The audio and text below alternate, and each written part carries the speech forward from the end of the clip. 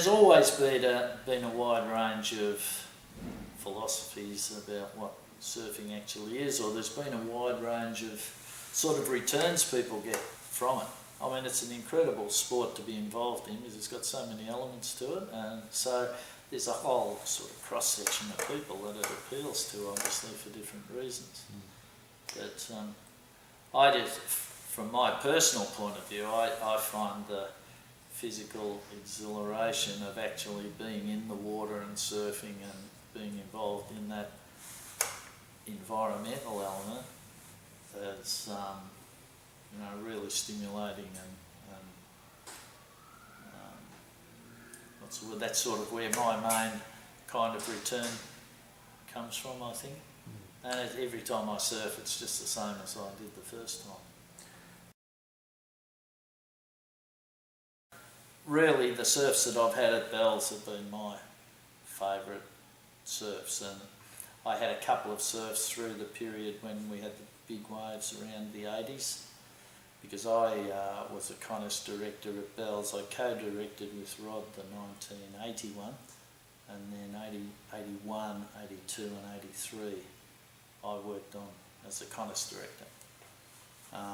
And those first couple we had some good waves, quite good waves. But aside from that, I've had a couple of very big sessions at Bells, and they're the ones that stick in my memory when you're looking at Point Addis to try and figure out when the big set's coming so that you can get out of the way. But so that's my spot. Yeah, I went over the falls backwards at Bells on one huge day that I'd sort of, well, I can't remember that much about it actually. I punched through the top of a big wave, and then it sucked me back over in the lip, and I threw my board away and just rolled up in a little ball and went back over. And it took me a long time to hit the bottom, get down again. And I was held under for a long time. And I was coughing and spluttering a bit when I came back to the surface. And the other time was in Indonesia. I had a really long hold down there in Nias at Lagundri Bay. And that dragged me 150 metres under the water. And that surf that day was probably 10 foot.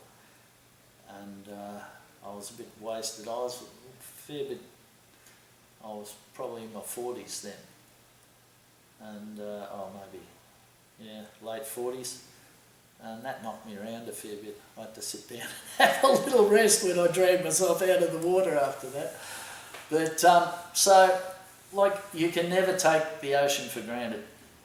And I always try and have a good look at it. Before I go in the water, I always spend a bit of time sort of having a look at it, and I'm sort of mindful of the conditions and